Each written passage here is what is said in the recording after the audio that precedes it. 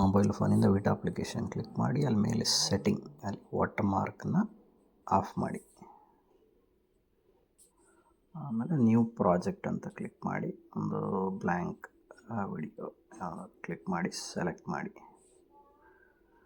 ಕೆಳಗಡೆ ಸ್ಕ್ರಾಲ್ ಮಾಡಿಬಿಟ್ಟು BG background ಅಂತ ಆಪ್ಷನ್ ಇರುತ್ತೆ, ಅದನ್ನು ಕ್ಲಿಕ್ ಮಾಡಿ ಅದರಲ್ಲಿ ಬೇಕಾದ ಕಲರ್ ಸೆಲೆಕ್ಟ್ ಮಾಡ್ಕೊಳ್ಳಿ.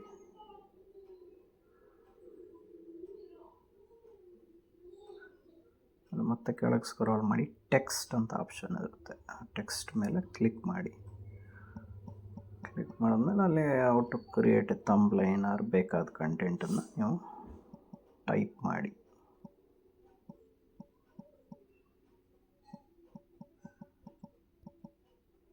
ಆಮೇಲೆ ಅದಕ್ಕೆ ಬೇಕಾದ ಕಲರ್ ಫಾಂಟ್ ಎಲ್ಲ ಸೆಲೆಕ್ಟ್ ಮಾಡಿಬಿಟ್ಟು ಪ್ಲೇಸ್ ಮಾಡಿ. ಟೆಕ್ಸ್ಟ್ ಸೆಲೆಕ್ಟ್ ಮಾಡಿದ ಪ್ಲೇಸ್ಗೆ ಹೋಗಿ PIP ಅಂತ ಇರುತ್ತೆ, ಬೇಕಾದ ಇಮೇಜ್ ಹಾಕಿ ಟೆಕ್ಸ್ಟ್ ಕಂಟೆಂಟ್ ಹಾಕಿ ಸೇವ್ ಮಾಡಿ ಫೈನಲಿ ಸ್ಕ್ರೀನ್ಶಾಟ್ ತೊಗೊಳ್ಳಿ ಅಷ್ಟೆ.